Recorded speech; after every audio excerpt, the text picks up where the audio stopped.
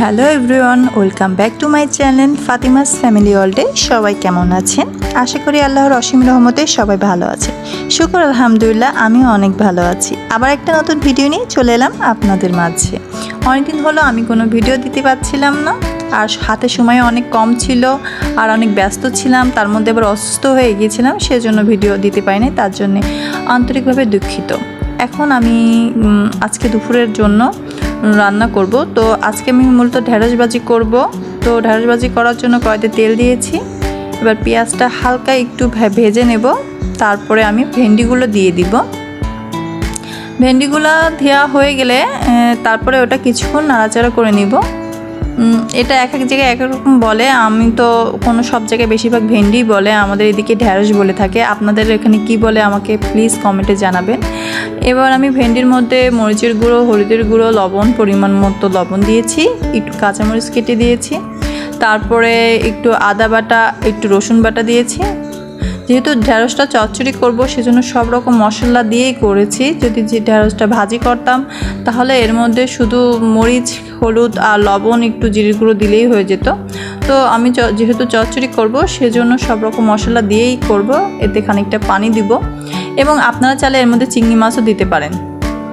তারপরে এরকম ভালোভাবে নাড়াচাড়া করে এবার আমি আস্তে করে আঁচে দিয়ে দিব, মানে অল্প আঁচে দিয়ে এটা রান্না করব। ঢেঁড়সটা ঢেকে দিয়েছি, পাশে চুলে দিয়ে দিয়েছি। এখন আমি প্রেশার কুকার আরেক পাশে প্রেশার কুকার দিয়ে দিয়েছি। এখন আমি এর মধ্যে তেল দিব। এখন আমি পেঁয়াজ কুচি দিয়েছি। আজকে আমি মুরগি আলু দিয়ে রান্না করব, তো তার জন্য আমি এখানে পেঁয়াজ কুচি দিয়েছি। এবার এর মধ্যে আলু গোল গোল করে কেটে রাখছি, সেটা এর মধ্যে দিয়ে দিলাম। কিছুক্ষণ আলু আর পেঁয়াজ একসাথে একটু ভেজে নেব।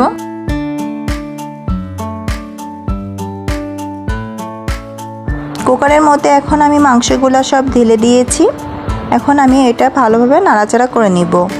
আর তার আগে আমি একটা বাটিতে হলুদের গুঁড়ো, মরিচের গুঁড়ো এবং জিরের গুঁড়া ভিজে রাখিছিলাম কিছুক্ষণের জন্য। ওটা ভিজে রাখলে কি হয়, দেখা যায় মনে হয় যে পাটায় যে মশলাটা বাটলে যেমন স্বাদ লাগে, আমার থেকে ঠিক সেরকমই মনে হয়। তো আমি মাংস রান্নার আগে এটা ভিজে রাখি যখন সময় পাই, না হলে এমনিটাই দিয়ে দিই, কিন্তু বেশিরভাগ সময় আমি এটা ভিজে রেখে দিতে পছন্দ বোধ করি। আপনারা ট্রাই করতে পারেন। তারপরে এগুলো দেওয়া হয়ে গেলে এখন আমি বাটির মধ্যে যে অবশিষ্ট মশলাটা লেগে আছে, ওতে একটু পানি দিয়ে ভালোভাবে ধুয়ে মাংসের মধ্যে দিয়ে দিব তারপরে এখন আমি এটা ভালোভাবে নাড়াচাড়া করে নিব, যেন পুরো মশলাটা মাংসের মধ্যে সব জায়গায় লেগে যায়। ভালোভাবে নাড়াচাড়া করে নিব। তার মধ্যে আমি এবার দিয়ে দিব রসুন বাটা, দিব আমি 2 টেবিল চামচের মতো। তারপরে আমি এখন এর মধ্যে দিয়ে দিব আদা বাটা 2 টেবিল চামচের মতো। সবগুলো মশলা দেওয়া হয়ে গেলে তারপরে আমি এখন এটা ভালোভাবে নাড়াচাড়া করে নিব।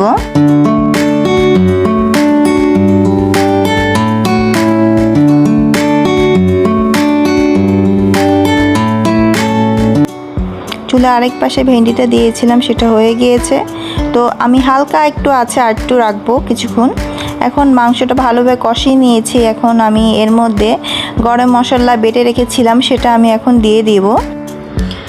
এখন আমি এটা খুব ভালোভাবে নাড়াচাড়া করে কিছুক্ষণ কষিয়ে নেব মাংসটা কিছুক্ষণ ভালোভাবে কষানোর পরে আমি এর মধ্যে এখন দিব পানি। গরম পানিও দিতে পারেন, মিডিয়াম নর্মাল পানিও দিতে পারেন। তো আমি এর মধ্যে এখন গরম পানি দিয়েছি মাংসে। এখন পানিটা দেওয়া হয়ে গেছে। এর মধ্যে আমি ঢাকনার মুখটা লাগিয়ে দিব। আসলে গরম পানিটা দিলে মাংসটা খুব ভালোভাবে সিদ্ধ হয়ে যায়। আমার মাংসটা রেডি হয়ে গিয়েছে। তো এখন ভালোভাবে প্রেসার কুকারটা ধুয়ে আমি এখন উচ্ছে ঝোল করার জন্য উচ্ছে নিয়েছি কিছু। প্রথমে আমি তেল দিয়ে দিয়েছি, তারপরে উচ্ছেটা আমি কিছুক্ষণ ভেজে নেব। তার মধ্যে ভেজে নেওয়ার জন্য আমি এখানে উচ্ছে দিয়ে দিয়েছি। এখন এর মধ্যে আমি একটু লবণ দিয়ে দিয়েছি। কিছুক্ষণ ভালোভাবে ভাজার পরে আমি এর মধ্যে এখন পেঁয়াজ কুচি দিব। তারপরে পেঁয়াজ কুচি দিয়ে একটু নাড়াচাড়া করে নিব। তারপরে এখন আমি এর মধ্যে দিব আলু কুচি দিয়ে আর একটু ভেজে নিব।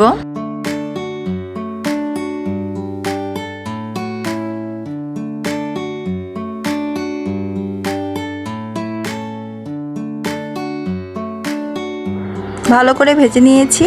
এখন আমি এর মধ্যে একটু রসুন বাটা দিব। তারপরে এটা রসুন বাটা দেওয়া হয়ে গেলে আমি এর মধ্যে এখন কাঁচামরিচ দিব। এটা অপশনাল, দিলেও দিতে পারেন।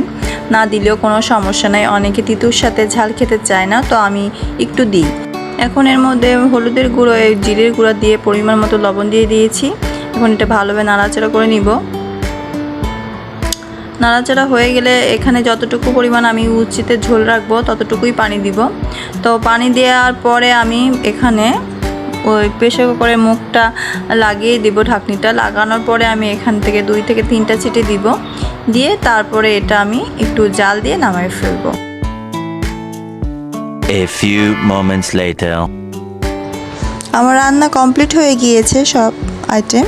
তো আমি এগুলো সব বলে বেড়ে রেখে দিয়েছি, কারণ দুপুরের সময় হয়ে গিয়েছে, তো এখন সবাই খেতে বসবে। আর এই যে আমার লিটল প্রিন্সেস খেলা করছে আর আমাকে কি জানি বলছে ও।